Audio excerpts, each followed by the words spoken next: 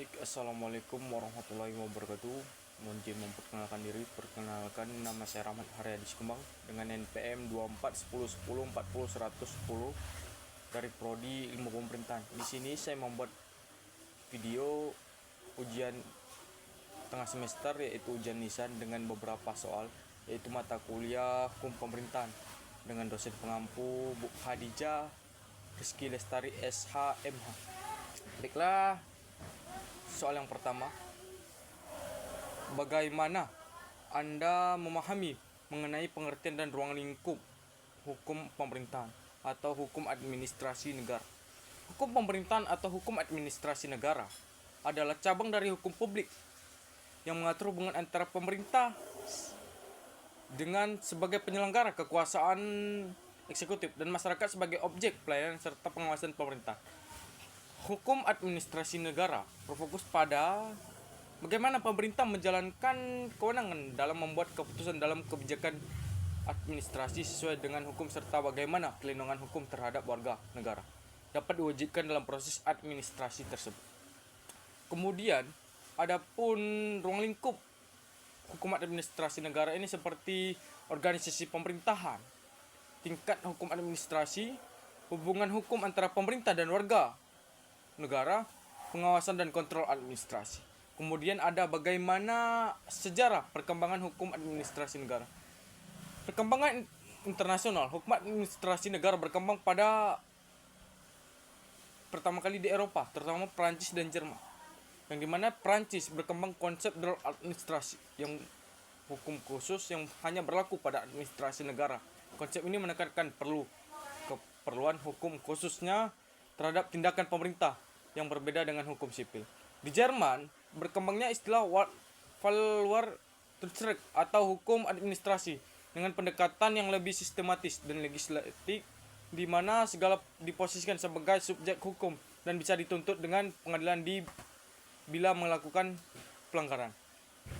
Kemudian ada perkembangan yang ada di Indonesia. Pada masa penjajahan Belanda, Indonesia telah mengenal dasar-dasar hukum administrasi negara melalui pengaruh hukum kolonial seperti Indes-Terengling, peraturan kenegaraan Hindia Belanda. Setelah kemerdekaan, Indonesia mulai mengembang sistem hukum administrasi yang lebih mandiri dengan dasar pada Undang-Undang Dasar 1945. Adapun soal yang nomor 3, jelaskan yang menjadi tugas dan fungsi pemerintah serta apa yang menjadi tujuan penyelenggara pemerintah. Tugas dan fungsi pemerintahan, pemerintah sebagai pelaksana kekuasaan eksekutif memiliki jumlah tugas dan fungsi yang utama. Pertama, menyelenggarakan pelayanan publik, yang dimana memberikan layanan kepada masyarakat dalam bidang administrasi, pendidikan, kesehatan, infrastruktur, dan lainnya.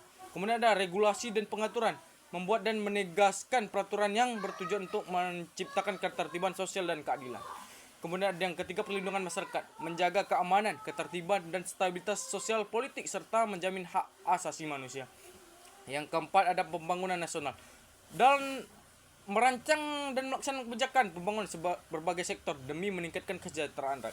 Tujuan penyelenggaraan pemerintahan, tujuan utamanya penyelenggaraan pemerintahan tercantum dalam pembukaan Undang-Undang Dasar 1945, yaitu melindungi segenap bangsa Indonesia dan seluruh tumpah dari Indonesia, memajukan kesejahteraan umum, mencerdaskan kehidupan bangsa, ikut melaksanakan ketertiban dunia, dan berdasarkan kemerdekaan, perdamaian, dan keadilan sosial.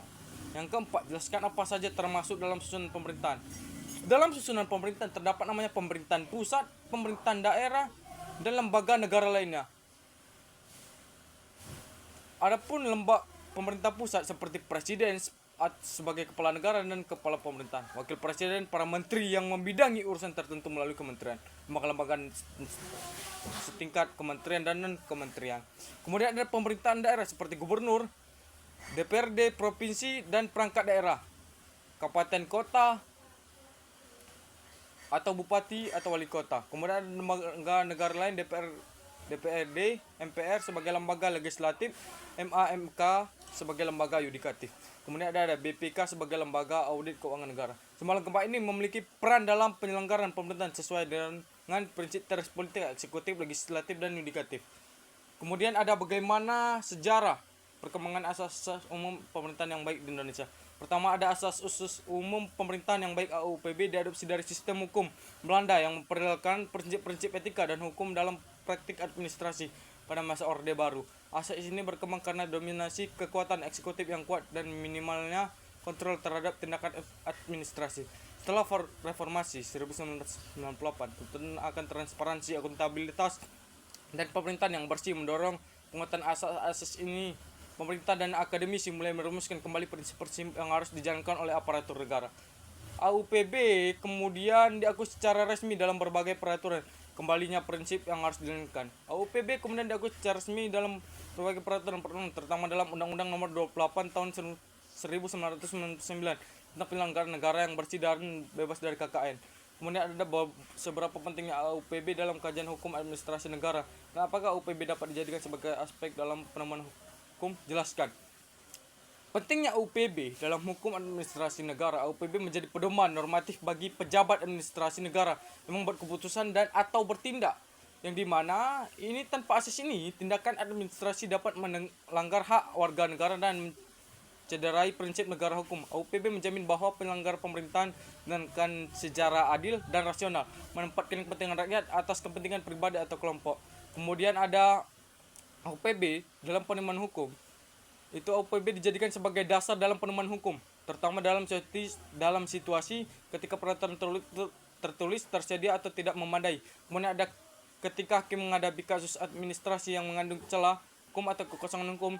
Dalam praktik ini, peradilan atau tata usaha negara AUPB sering dijadikan dasar dalam menilai sah tidak sesuatunya keputusan pejabat administrasi negara. Artinya, meskipun suatu tindakan secara formal sesuai prosedur, namun bila bertentangan dengan AUPB, maka tindakan itu bisa dibatalkan oleh hakim. Mungkin sekian dari jawaban saya. Lebih dan kurang saya mohon maaf. Wabillahi taufiq wal hidayah. Wassalamualaikum warahmatullahi wabarakatuh.